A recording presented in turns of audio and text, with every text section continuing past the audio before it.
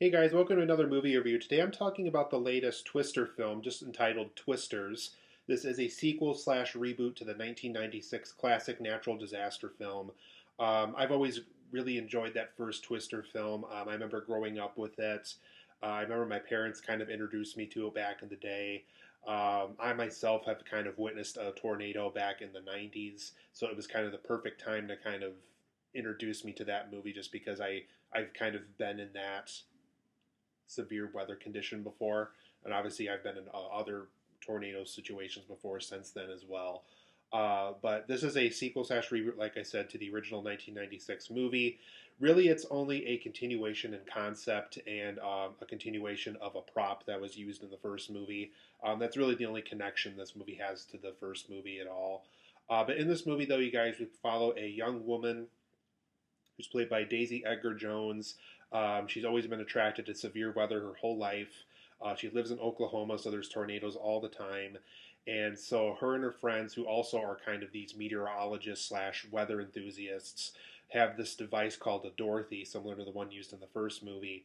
And they are trying to see if it can stop a tornado from forming and wreaking havoc like a tornado normally would.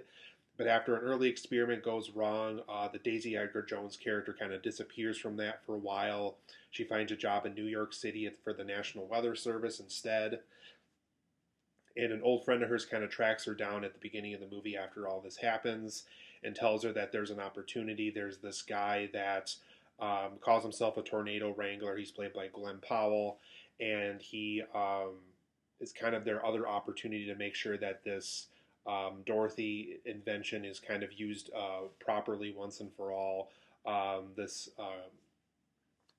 character played by Glen Powell is not scared of tornadoes at all. He actually kind of invites people into his truck, and they drive through the tornadoes. They have these techniques so that the truck doesn't get sucked into it and stuff like that. So basically, Daisy Edgar-Jones and Glen Powell eventually team up to use this Dorothy to kind of see if it can potentially stop tornadoes once and for all once they occur. And they try to see if that can prevent other tornadoes from forming in the near future as well. But overall, guys, I thought this film was okay. Like I said, I am a huge fan of that first movie, so there is a lot going into this film. Like they really had to kind of impress me quite a bit and get me on board with this new direction, since it is more so a reboot than a sequel this time around. And for me personally, I still think I prefer that original Twister movie. I think the way Michael Crichton wrote it and helped produce it, and the way they made it at the time, the way they used special effects at the time, even the Helen Hunt and Bill Paxton characters, we kind of are given a little more reason as to why we need to follow them and want them to survive that movie and things like that. Not to say that Daisy Edgar-Jones and Glen Powell don't have those qualities in this movie, but they just didn't quite have the star power the way that Helen Hunt and Bill Paxton did in that first movie. For me personally, I know some people, I'm sure, I'm going to disagree with that, but there is some things I liked about the film and didn't like about the film. So let's go for some positives and negatives as to why I feel this way and why the film was just kind of an okay experience for me. So for my positives and negatives of this movie, Daisy Edgar-Jones and Glen Powell, I think, are the reason why you go to this movie. I think their characteristics, their mannerisms, their personality, the way that they view, natural disasters and how they want to help people and really want to see if this invention could stop tornadoes once and for all. Their relationship is kind of bumpy at the start. They kind of don't really like each other, but as the film progresses, they find out they both have common ground and common interests and have similar goals with each other. So over the course of this film, I really did grow to like their characters. Like I said, it is kind of the reason why you go to this film, is to really root for them to be able to stop these tornadoes with this Dorothy invention. And I think that's ultimately the big positive as to why you would go to see this film. Another thing that the film does very well, and similar to the first film that did this really well too, is the film does depict the devastations that people go through and the aftermath that they have to go through when a tornado hits their area. It really does show that people do lose their homes. They do lose almost everything that they own, and that they have to kind of rebuild from scratch from what they know, and rebuild and restart in their area and stuff like that. So the film does depict in a very satisfying way, in a very, tragic way, the devastations that tornadoes bring whenever they do hit an area somewhere. And I also do like that they brought back the Dorothy device. I really do like how they try to at least bring back something from the first Twister film. I'll go over something in my negatives that I think is also something they did that I wish they could have done a little bit better. But I do like that they brought this prop back. I do like how it is about, trying to stop these tornadoes, trying to find this invention that could potentially stop these, once and for all once they do hit the ground. So I do like how they did bring that device back and tried to make this feel like a connected universe in some way to the first film as well. There's a scene involving a water tower, a pool, and a movie theater, all involving a tornado. All three of these moments involving tornadoes I thought were very effectively done. They almost kind of live up to what the first film did as far as tornadoes went and what those scenes in those movies depicted. So I do like how the water tower, the pool part, and the movie theater scene all really kind of depict tornadoes in a very tragic, devastating, effective kind of way for the movie like this.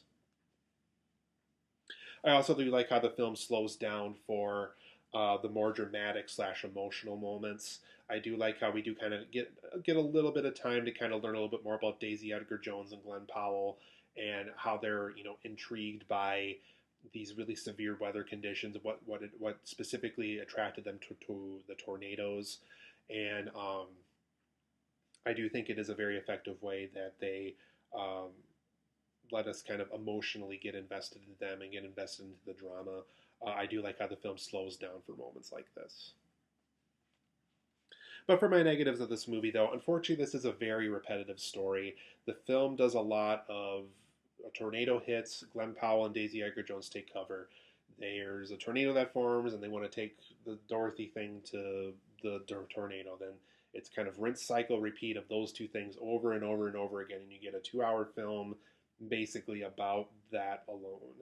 And so it is a very repetitive story. Like I said, it does slow down for the slower things and to get to know the characters a little bit more. But for the most part, this is a very repetitive story. That is something that I think the first Twister film did better, is give us a little bit of variety of time with the characters and time with the tornadoes and time to do this and time to do that and time to do this.